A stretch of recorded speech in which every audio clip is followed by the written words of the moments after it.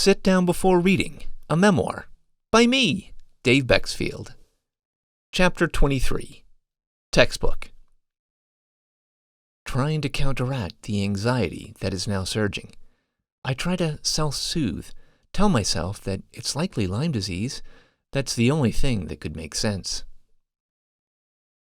On August 16, 2012, 43-year-old Meredith O'Brien tried to make herself comfortable on the examination table's crinkly paper. The Massachusetts native had had another bout of numbness and facial palsy. What was going on? The seasoned journalist had narrowed down the possibilities to 3: a herniated disc / pinched nerve, Lyme disease, and multiple sclerosis. The first option was quickly eliminated by doctors, leaving just Lyme and MS. Even though she didn't remember a tick bite, Lyme disease had seemed like a realistic possibility. For good reason. Living in New England, Meredith and her husband Scott had always been hyper-vigilant when it came to ticks and potential exposure. Their dog Max routinely brought creeping insects into the house, and over the years, the couple had removed a great many ticks that had nestled between his thick tufts, routinely pinning him down to remove the bloodsuckers with tweezers. But it wasn't just the dog. My younger son Casey, who used to love playing in the woods that surround our yard, once had a tick lodged in the back of his head that had dug in so deeply that his pediatrician had to numb the area before extracting the remnants of the pest with a surgical instrument.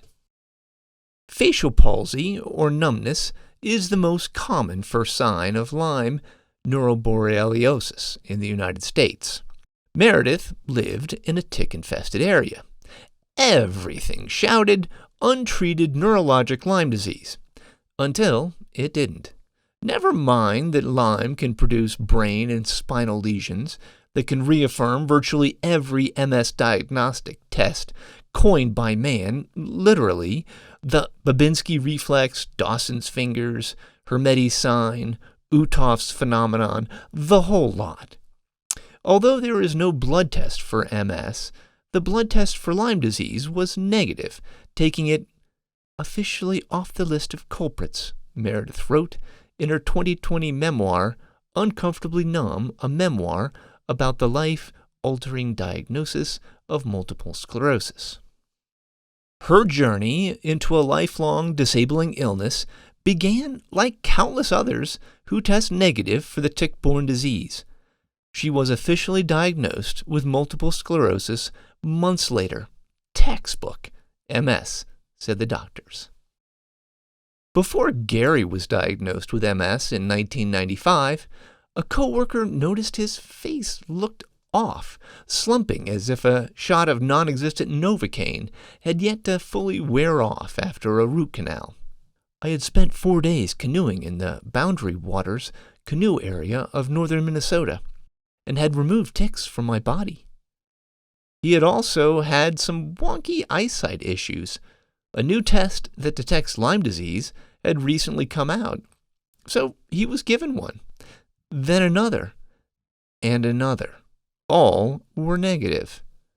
The MS doc just said it felt like MS, not Lyme. The diagnosis didn't feel right to Gary despite the feels of his MS doc. A year later, he made his way to one of the country's leading MS/Lyme experts at New York's Stony Brook University to get her opinion. I provided her with all the history, the MRI results, and that I had removed ticks from my body only a couple of months before MS came out of the blue into my life. She came to the conclusion that it was MS, not Lyme. To confirm the diagnosis, Gary was given a spinal tap to check for evidence of Borrelia burgdorferi antibodies. There were none. It therefore must be multiple sclerosis, textbook MS.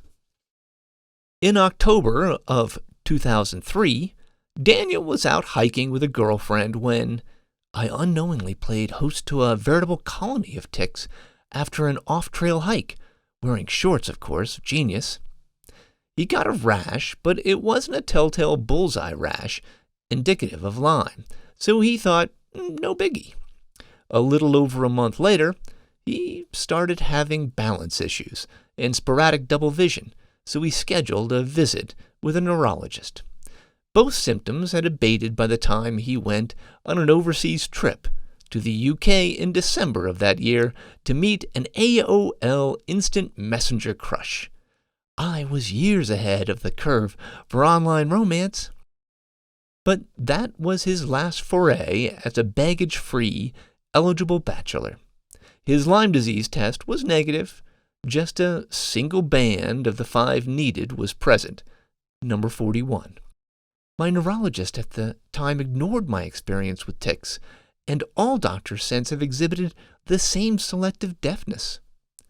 He was officially diagnosed with MS on January 13, 2004. Textbook MS.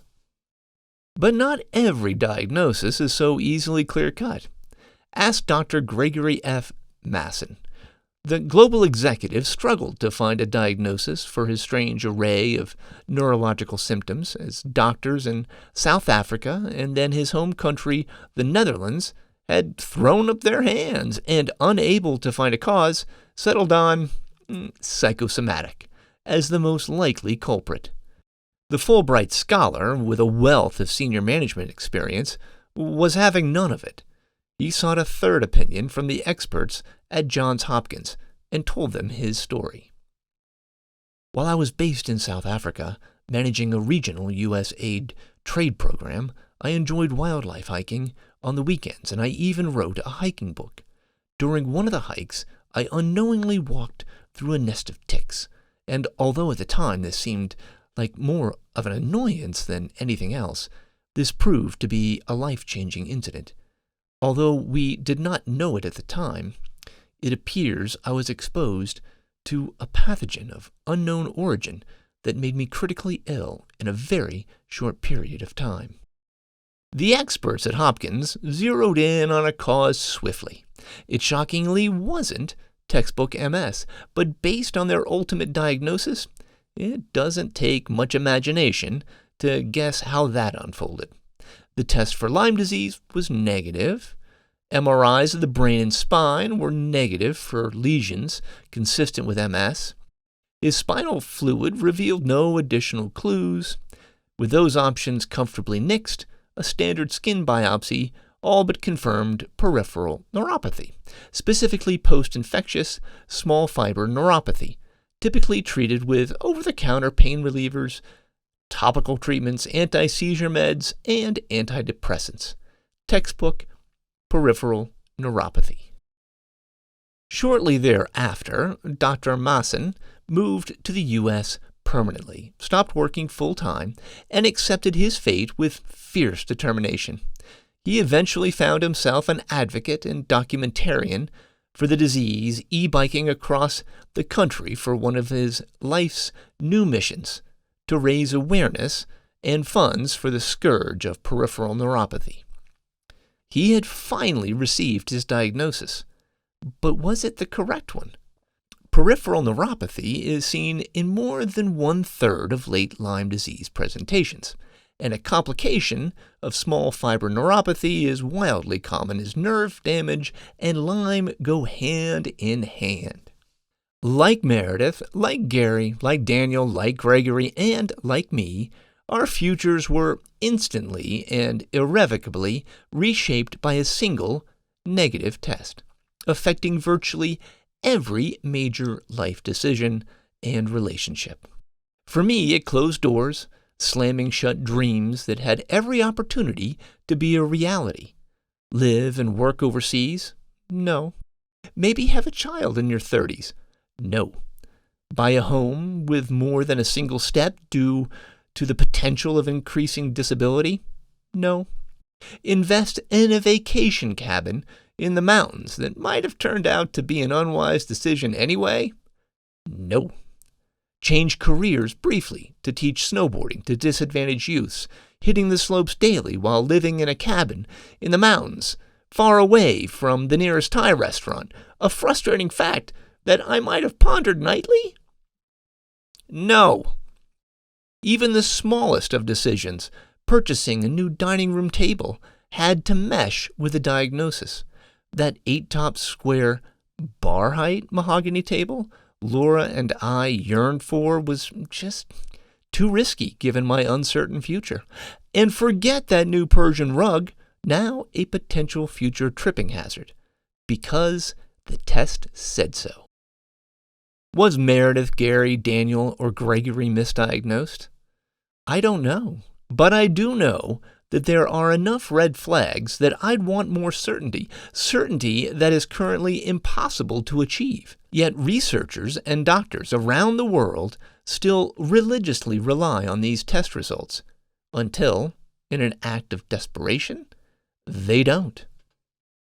Johanna Hulval, a postdoctoral researcher at the Clinic of Infectious Diseases at Sweden's Linköping University Hospital, was called in for her expertise after 2 specialists, a neurologist and a rheumatologist, had hit brick walls with one of their patients. Emma was a 20-year-old young woman who had been diagnosed with multiple sclerosis at the age of 17. Neuromyelitis optica was suspected at first, but MS became clear after supportive laboratory findings for the neurological disease appeared on MRI, lesions on both her brain and spine, and in her CSF. Textbook MS. She was started on Rituxan, a popular MS therapy used in Sweden. Her disease progressed uneventfully until a year and a half later, when a knee randomly swelled and stiffened, restricting movement. This new complication, which had persisted for 6 months, eventually led a rheumatologist to also diagnose her with monoarthritis, arthritis affecting a single joint. But the synovial fluid in her knee joint taken with a knee puncture didn't reveal typical arthritic crystals. She was then examined by a 3rd specialist, a dermatologist, who guessed panniculitis, or inflammation of subcutaneous fat. Dr. Hulval had another suspicion. In some of Emma's earlier blood work, the infectious disease doctor noticed a faint glimmer of evidence that Lyme disease could be in play. A low level of Borrelia antibodies were discovered, but the connection to Lyme was weak at best, and the antibody results were interpreted to be of dubious significance, the equivalent of a mere single band on the Western blot. She pressed on. A lumbar puncture was ordered, considered the gold standard in Europe for detecting the infectious disease, and that too returned a total absence of telltale Lyme disease markers, 0 intrathecal Borrelia-specific antibodies, or elevated levels of the B-cell chemokine CXCL13, nothing in the blood, nothing in the cerebral spinal fluid, but then a shocking discovery. Borrelia DNA was detected in a skin punch biopsy of her swollen ankle. Positive. It absolutely was Lyme disease. The correct diagnosis was not made until Borrelia DNA was detected in the skin biopsy. This is consistent with previous and more recent findings of improved diagnostic accuracy using detection of the Borrelia genome in the skin of patients. Our case clearly illustrates that during treatment with B-cell depleting therapies, infections may give rise to an atypical clinical picture as well as a weak serological response to specific pathogens. With a new diagnosis in hand, Borrelia-associated dermatitis and arthritis, Lyme disease, Emma was sent home with a 3-week prescription of doxycycline, 200 milligrams once daily. Dr. Hulval and colleagues wrote up the case study. Case report: Borrelia DNA revealed the cause of arthritis and dermatitis during treatment with rituximab, for the February 2021 edition of Frontiers in Neurology. At its conclusion, they sounded the alarm.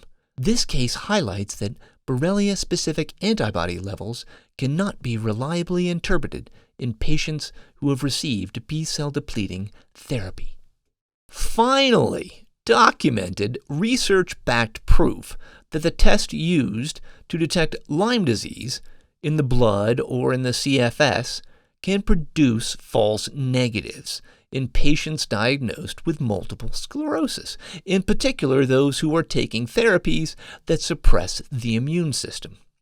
This eye-opening news swiftly spread through neurology circles like a late summer California wildfire, spurring MS specialists worldwide into action to further investigate this alarming discovery. Is what should have happened. Instead, in the near 2 years since publication, 1,604 people have breezed through the case study. I probably account for 10% of those. It received a single mention in a small news story that is no longer online, and one person tweeted about it to a handful of followers. Worse, to date, no published journal article has cited the potentially groundbreaking study. Dr. Hulvel would have gotten more attention had she been ringing a bell dressed up as Santa for the Salvation Army at a defunct outlet mall on a cloudy December afternoon in Des Moines. But there's a larger tragedy here, one that even she is unaware of.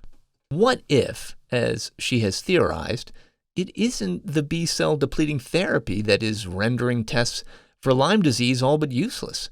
What if it is simply the type of Lyme that evades traditional testing? That would immediately call into significant question the diagnoses bestowed upon Meredith, Gary, Daniel, and Gregory, and Emma's multiple sclerosis. Before the Swedish infectious disease doctor had delved into Emma's case, the young woman was looking at a trifecta of diagnoses at a minimum: MS, arthritis, and dermatitis. Not so incidentally, all three are conditions Lyme disease can imitate with aplomb. As Emma didn't recall a tick bite or any tick encounters, her Lyme disease diagnosis came as a surprise. But why the assumption that her Lyme infection began during the narrow window after her MS diagnosis, but before her arthritis and dermatitis diagnoses? Why not before all three? Statistically, it not only makes logical sense, but it's also downright likely. Scandinavia, Sweden in particular, is a haven for ticks. More than 60% of adults report being bitten at least 1 to 5 times. Kids are even more likely to be bitten, and a sweeping new 2022 study found, incredibly, that 1 in 5 Europeans have antibodies to Lyme disease. 1 year after being treated with 3 weeks of doxycycline, the study's authors reported that Emma no longer had issues with arthritis or dermatitis, which the antibiotic is perfectly suited to attack. But did that fully vanquish her Lyme? That's highly suspect. She still had minor swelling in her leg, and the kind of Lyme that mirrors MS, Lyme encephalomyelitis, requires more aggressive treatment in the form of IV antibiotics.